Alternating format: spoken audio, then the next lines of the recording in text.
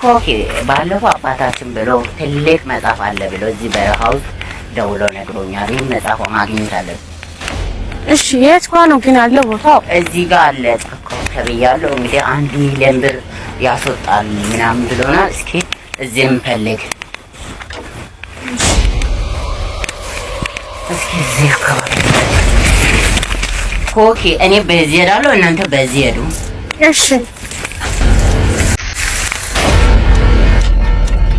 ሌላ ጫካ በጣም ነው የሚያስፈራው። እዚህ ነው መጽሐፉ ያለው። ምንድነው ኮኪ ምንድነው? ማርቆስ ያለ ነገር በዚህ ነው ስራው ነገር በዚህ ምንድነው?